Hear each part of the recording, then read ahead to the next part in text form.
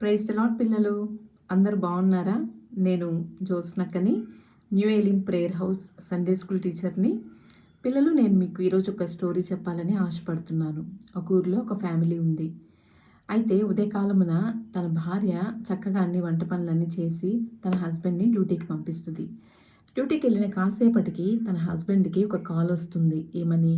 మీ ఇంట్లో యాక్సిడెంట్ అయింది, నీ భార్య ఆ యొక్క ఫైర్లో ఇరుక్కొని చాలా అపాయకరమైన పరిస్థితిలో ఉంది, త్వరగా రమ్మని తనకి కాల్ వస్తుంది.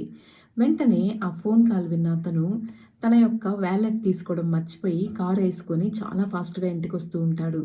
మార్గం మధ్యలో ఒక పోలీస్ ఆఫీసర్ అతని కారుని ఆపి, నువ్వు కార్ని చాలా ఫాస్ట్గా తీసుకొస్తున్నావు కాబట్టి నేను నీకు ఫైన్ వేస్తాను అన్నప్పుడు ఆ వ్యక్తి చెప్తాడు, అయ్యా నా భార్య పరిస్థితి బాగలేదు, అందుకని నేను త్వరగా వెళ్ళాలి అని.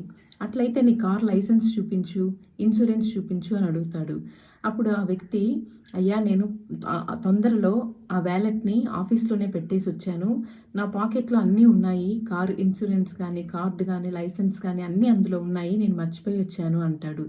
అయితే ఆ పోలీస్ ఆఫీసరు, నేను డ్యూటీలో ఉన్న పోలీస్ని కాబట్టి నేను నీకు తప్పకుండా ఫైన్ వేస్తాను అనేసి ఒక 10,000 రూపాయలు ఫైన్ వేసి తన యొక్క డ్రైవింగ్ సీట్ దగ్గర విండో దగ్గర అతని చేతికి ఆ స్లిప్ అందిస్తాడు. అతనికి ఏం చేయాలో అర్థం కాక తలపట్టుకొని కూర్చుంటాడు. వెంటనే అదే పోలీస్ ఆఫీసర్ అవతల వైపున్న విండో దగ్గరికి వచ్చి డోర్ నాక్ చేస్తాడు. వెంటనే ఆ డోర్ను ఓపెన్ చేసినప్పుడు ఆ పోలీస్ ఆఫీసరే ఈ వ్యక్తికి 10,000 చేతికిచ్చి, ఇదిగో నేను అటువైపు ఉన్నప్పుడు పోలీస్ ఆఫీసర్ని, ఇటువైపు ఉన్నప్పుడు నేను నీకు సహాయం చేసే వ్యక్తిని, కాబట్టి ఈ 10,000 తీసుకొని నేను అటువైపు రాగానే నా చేతికి ఇవ్వు, నేను కట్టినట్టుగా నేను రాసేస్తాను అని చెప్తాడు. అప్పుడు ఆ వ్యక్తికి, అయ్యో మీరు ఇంత ప్రేమ కలిగిన పోలీస్ ఆఫీసరా, థ్యాంక్ యూ అండి అనేసి ఆ పోలీస్ ఆఫీసర్ ఇచ్చిన 10,000 అతనికి కట్టేసి అక్కడి నుంచి వెళ్ళిపోతాడు.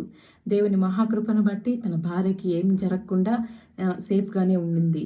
చూడండి, ఇక్కడ ఒక పోలీస్ ఆఫీసరు ఒక పోలీస్గా తన డ్యూటీ తను చేశాడు, ఒక మనిషిగా అతను ఆ యొక్క 10,000 రూపాయలు సహాయం చేశాడు ఆ వ్యక్తికి. కాబట్టి ఇక్కడ మనం నేర్చుకున్నట్లయితే ఏం నేర్చుకోవాలంటే, దేవుని వాక్యం కూడా అంతే.